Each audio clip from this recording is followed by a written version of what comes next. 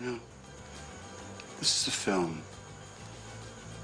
I want them to remember me by.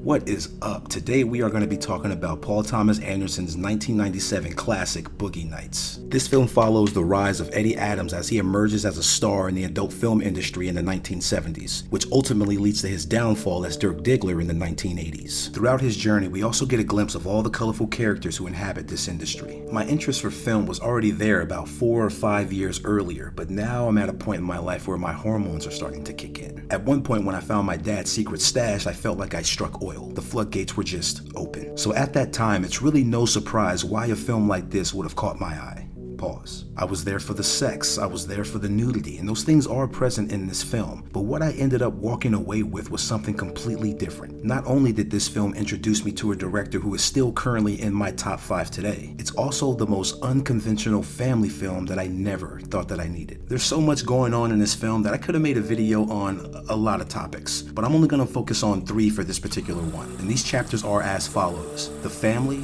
the star in the audience, and Buck's journey.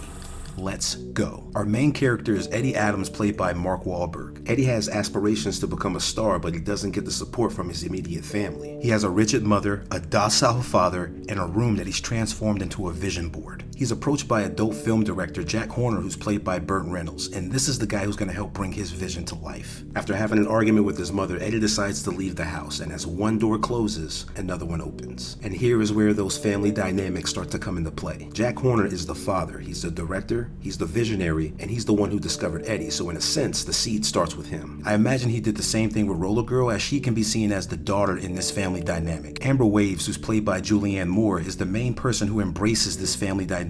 After all, she is viewed as the mother. Eddie is not only the little brother in this situation, he's like a newborn child. It's like the whole world is being introduced to his eyes, and this is evident when we get to the pool party. It's like everyone has their eyes on this newborn baby. And by the time we get to nightfall, we officially have the birth of Dirk Diggler. As the newest member of this family, Dirk gets all the attention. He's winning awards, he's trend-setting, and his vision board is coming to life. He's only really threatened with the introduction of John Doe. This is like your parents having a baby and now you're the middle child. The light begins to shine on him, which causes Dirk to start rebelling. And as Dirk grows more resentful, he starts to make poor choices in friends. I'll probably touch on Wonderland in another video. Leave me a comment if you want to see that. As the film transitions into the 1980s, we start to see the downfall of all these characters. We're first properly introduced to Roller Girl as she's in high school getting ready for an exam. Here she gets heckled by one of her fans, which causes her to drop out completely. Years later, we get reintroduced to this same fan as Roller Girl and Jack go out to pick up a random stranger for her to have sex with on film. Damn. In conjunction to this, we see Dirk, who is at a very low point in his life. He gets picked up by a random stranger who's willing to pay to see him.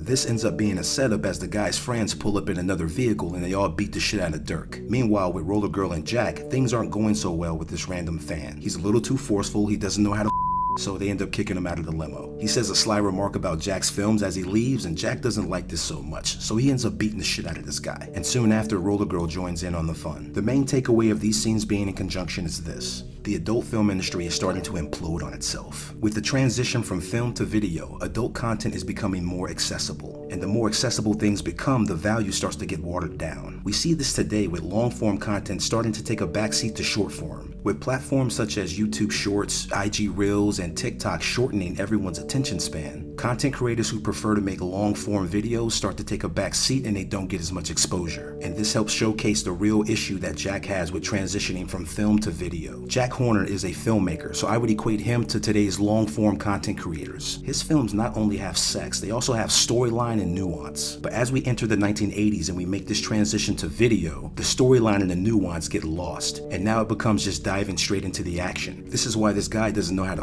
he think he can just ram it in there and be sexy, but there's no lead up to anything. The transition to video is just action, action, action, which is equivalent to swipe, swipe, swipe. This is instant gratification. Give me what I want. I don't want to work for it. I don't want to wait. I just want it now. I don't want to waste time going to the movie theater so I can get off. I just want to pop in a tape and we get straight down to it. And this happens with everything in life. The more access you have to something, the less valuable it becomes. And the less value you put on something, the more likely you're going to disrespect it.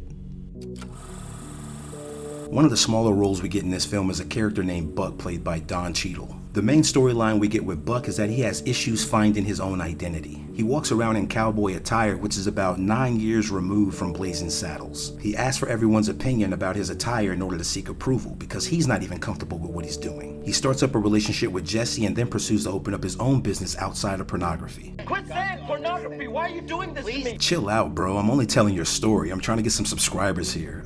Let's get back into it. When he's turned down for a business loan based on his association with the adult film industry, this is more evidence that Buck is not comfortable with who he really is. He's never really truly accepted himself. As Buck and Jesse prepare for their first child, Buck starts to enter this new period of his life. He gets held up at gunpoint at a donut shop in which everyone gets killed except him. He's the one left holding the bag, and that bag is what helps him build his own business. If you notice in this scene, Buck is wearing all white. He's not dressed like a cowboy. He's not donning some crazy wig. This is Buck at his most purest form. The color white is a symbol of purity, cleanliness, innocence, you know, all the good stuff that you hear from a pastor out of Mississippi. We're just gonna run with it with the sake of making this point. In this scene, Buck is not trying to impress anyone. He's not trying to be anything outside of himself. Once you are fully comfortable with being yourself and you're not worried about whatever the outside world is thinking, that is when you will see good fortune. And with that point being